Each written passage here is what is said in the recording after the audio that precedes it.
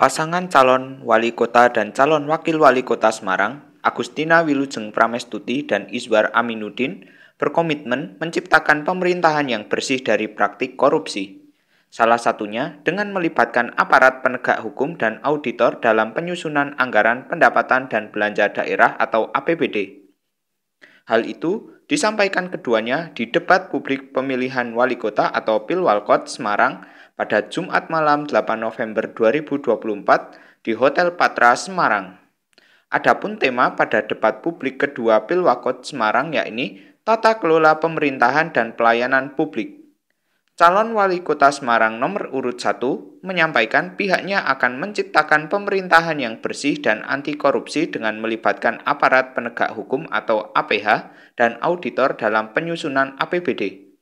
Tak hanya melibatkan pihak eksternal saat penyusunan APBD saja, namun ketika pelaksanaan penyerahan anggaran pihaknya juga akan melibatkan APH untuk mendampingi. Nantinya, penyerahan anggaran APBD langsung diserahkan ke masyarakat atau tidak melalui pihak ketiga. Hal ini untuk meminimalisir tindak korupsi. Aku senang karena masyarakat mengetahui tentang tata kelola dan pelayanan publik itu kuatannya ada di ASN. Jadi ASN-nya Kota Semarang kan keren-keren nih. Aplikasinya udah bagus banget, terus indeks segala macem itu naik terus dan bagus, ya dinaikkan sedikit dan dipertahankan, dan itu memang harus menciptakan sebuah situasi yang kita memberi reward. Mereka udah bagus, harus dibilang bagus, jangan dikata-katain, kasihan loh. Harus begini, harus begitu, harus dicurigai, mereka korupsi, mereka ini, aduh kasihan banget. Padahal udah keren ya.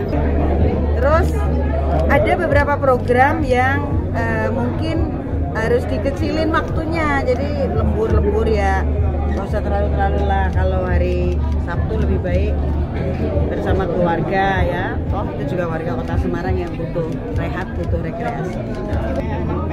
Non PNS dan yang non ASN yang mau jadi P3K, yang mau jadi ASN. Ya, ASN kan ada dua nih, PNS dan non PNS nih. Mereka dibutuhkan, sudah bekerja, harus diangkat. Karena kalau jadi P3K itu dapat gaji dan tunjangan. Nah, kalau sebelum jadi P3K dapatnya hanya honor. Wah, padahal honornya sekarang lambat laun kan harus diselesaikan. Existing mereka hari ini ada, punya tanggung jawab dan bekerja. Dan itu harus segera didorong untuk bisa diangkat menjadi P3K. Sementara itu, dalam debat publik kedua, calon wakil wali kota Semarang, Iswar Aminuddin menyoroti indeks sistem pemerintahan berbasis elektronik atau SPBE yang masih berada di angka 3,89. Hal ini mencerminkan penggunaan teknologi informasi yang belum efektif. Selain itu, pasangan calon nomor urut 1 berencana mempercepat respon dan memberikan kepastian waktu dalam penanganan pengaduan masyarakat. Melalui langkah tersebut, Iswar optimis bahwa reformasi birokrasi yang menggambarkan tata kelola pemerintahan yang efektif, efisien, bebas korupsi, kolusi, dan nepotisme atau KKN, serta memberikan pelayanan yang berkualitas akan terwujud di Kota Semarang. Tadi dikatakan indeksnya belum maksimal. Oh, indeks kita itu setiap tahun naik terus ya. Naik terus, tinggal kemudian ke depannya apa yang sudah dilakukan oleh senior-senior kami, Mas Hendy, Mbak Ita, saya kira tinggal menyelesaikan apa yang beliau belum selesaikan, sehingga indeks kita ke depan bisa semakin naik lagi.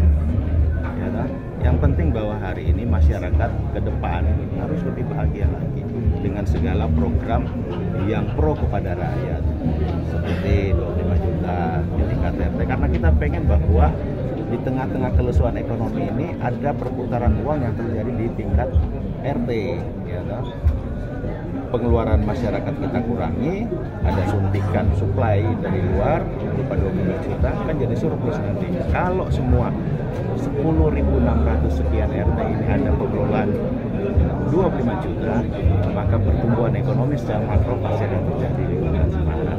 Yang penting happy. Hafifah Nur Hasanah melaporkan dari Kota Semarang, Jawa Tengah.